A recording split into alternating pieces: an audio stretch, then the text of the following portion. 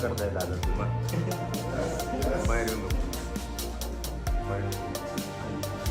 काय दादा एक मिनिट सर एक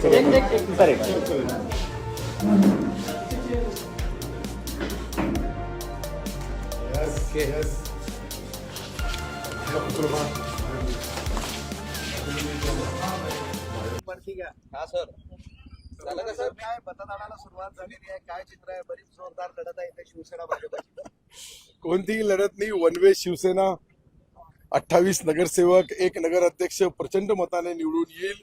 बाकी लोकशाही पद्धतीने लोकांना कोणत्याही उमेदवाराला मत मागण्याचा अधिकार आहे परंतु देणाऱ्याला माहित आहे कोणाला द्यायचंय कसं द्यायचंय कशा पद्धतीने द्यायचंय त्याबद्दल फार मोठी मला तर कुठं अशी वाटत नाही ही निवडणूक वनवे होईल या 43 वर्षामध्ये पहिली निवडणूक इतकी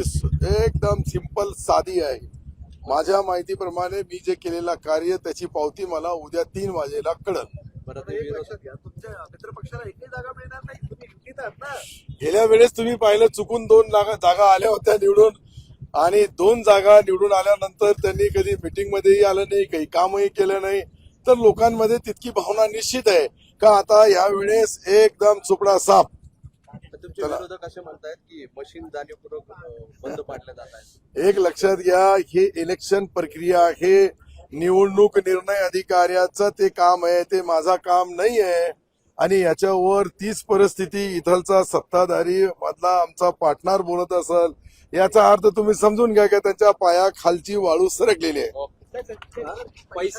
पैसे वाटण्याचा देखील आरोप होतो हे आरोप काय पहिल्यांदा होऊ लागलं प्रत्येक वेळेस होतो ते आणि या वेळेस याचे परिणाम निश्चित तुम्हाला दिसतील अशा पद्धतीने ही निवडणूक वनवे होणार आहे आणि एकतर्फी होणार आहे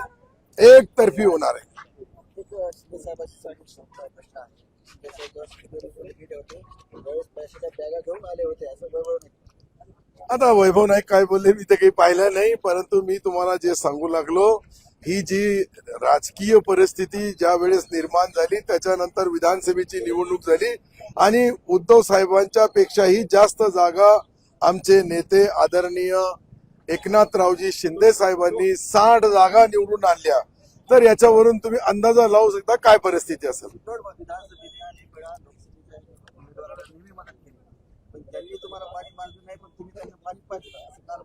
हा ना मी खरं आहे ना मी माझी नगरपालिकेची पाण्याची योजना शहरापर्यंत आलेली आहे म्हणून तर त्यांना माझ्याकडे शिल्लक असलेला पाणी भोकरदनला पाठवला